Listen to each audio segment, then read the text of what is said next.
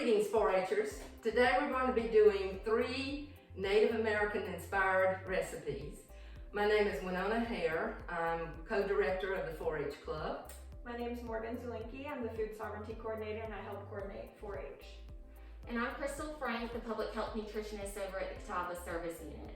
So today our first recipe that we're going to start out with is succotash. Succotash is actually an Indian word for corn. So to get started with this recipe, we've already got 2 tablespoons of olive oil heating in our wok over here, and then we're going to have Winona start us off by chopping 1 large onion and then 3 garlic cloves.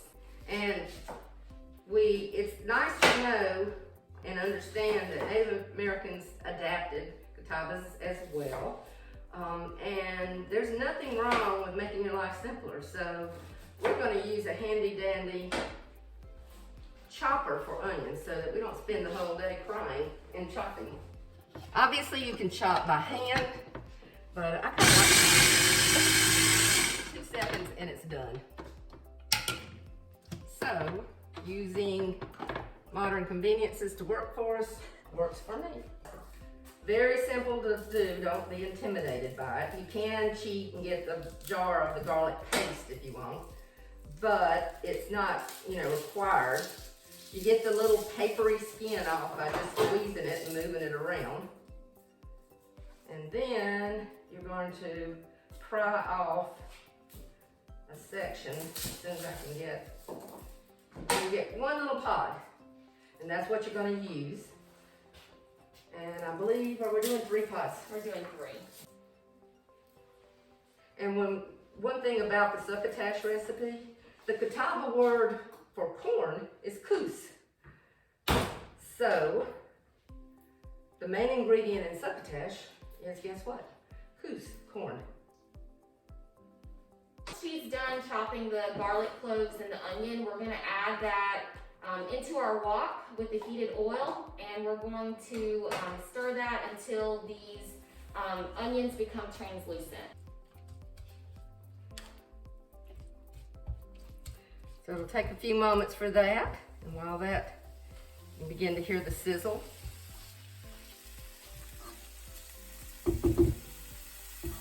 Like I think.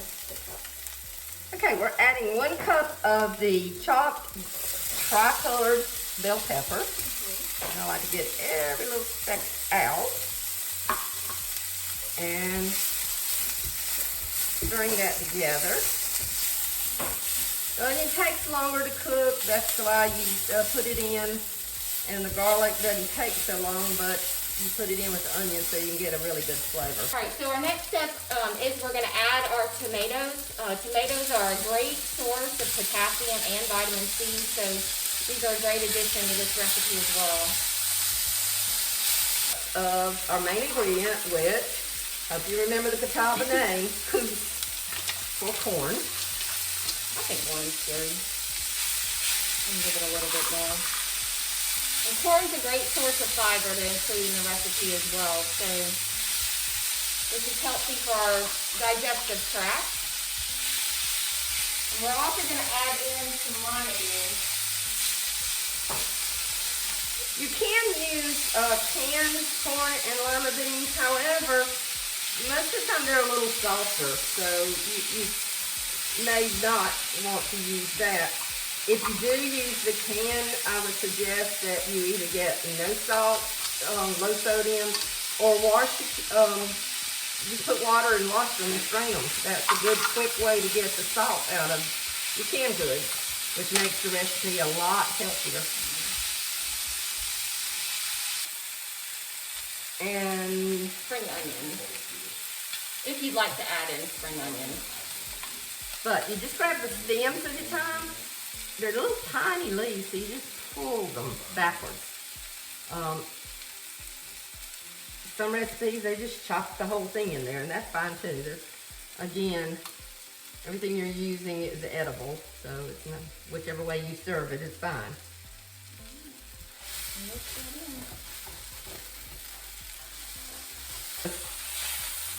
Serve it up.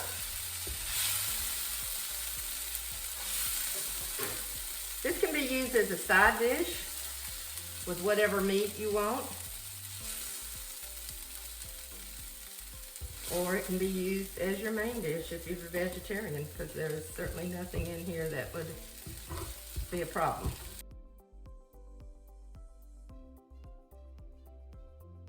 Alright, so our next recipe that we're gonna make is Catawba sweet potato cakes. So on this recipe, we've got our sweet potatoes. We already baked 3 sweet potatoes, then we took the skin off and then mashed them up in this bowl here. So our next step is we're going to take an egg, well actually 2 of them, and put them in here.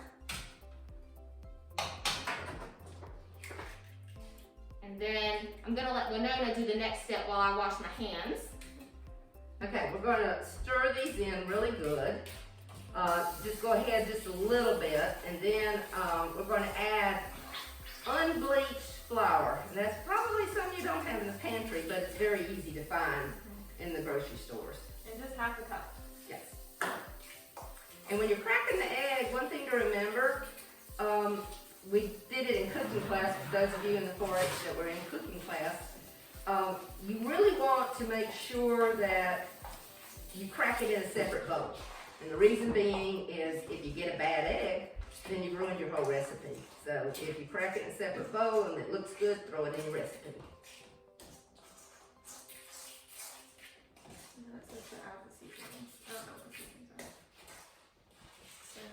We've got some Berries salt. or allspice? Yes, we've got allspice. Okay. So you can go ahead and do that as well. Now the original Catawba sweet potato cakes would have used was it spiced bush berries, but I'm not sure I could recognize that in the woods. So yes, the rhubarn probably does, but I don't. So we're gonna go with another convenience, which is allspice in the grocery store. Level, because it's a strong spice. We've got 1/4 teaspoon of this that we're using in here.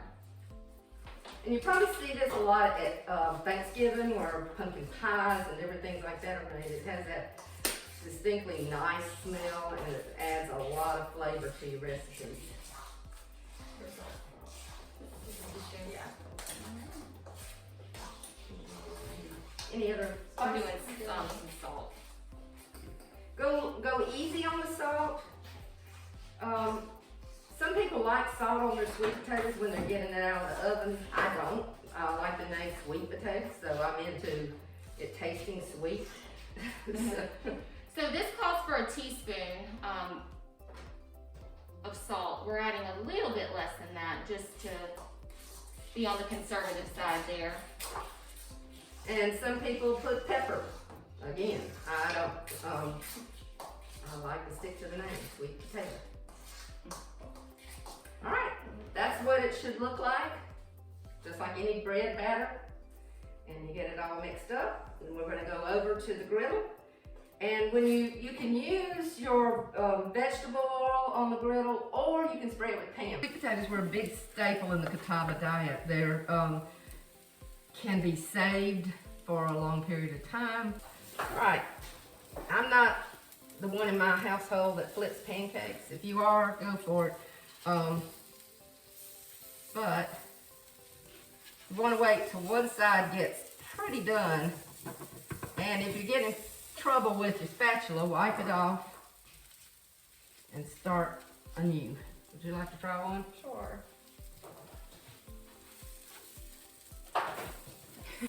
Okay, and once they're flipped, just leave them on here for about another 2 minutes or so until the inside looks pretty done. Since there is egg in it, we just want to make sure it's cooked all the way.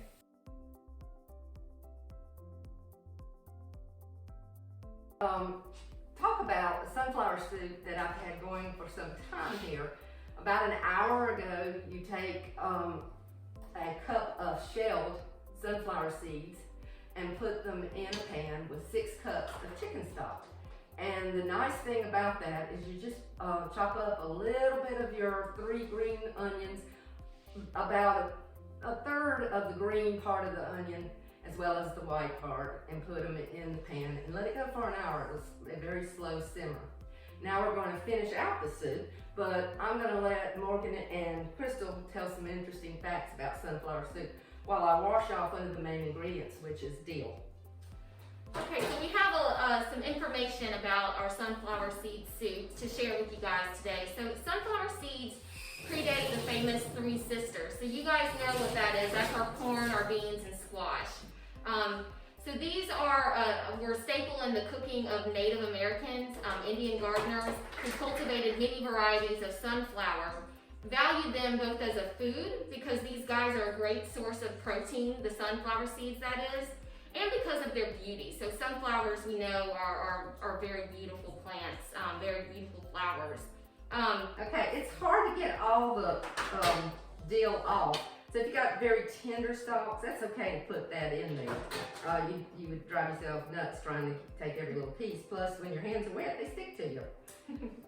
And you bunch them up in a tight little bunch. And then you chop all the way down on the tight little bunch. And then you always go the opposite direction, and that way you're sure that you got it chopped as well as you need it to be. And when through, you just sprinkle this on top of the soup. Sunflower seeds, guys, remember, they're great sources of protein, good sources of fat, also great source of vitamin E, which is an antioxidant and also a fat-soluble vitamin. So this soup is really, really nutritious. All right, we've completed our Native American feast. We started off with succotash, which was full of amazing vegetables that the Native Americans, especially in the Southeast, would have had access to. Your beans, your corn, your tomatoes, and onions. We went to sweet potato cakes, which is a traditional recipe. Very simple to make. It's a really good topping to put honey on. And honey would have been wild honey, so that obviously bees were around everywhere, so a little hard to get to without being stung. Nowadays we can just get a little jar and squeeze it on. And then we end up with sunflower seed soup. A lot of protein, some onions, some chicken stock, and ready to go. So Nice deal. this is a great feast.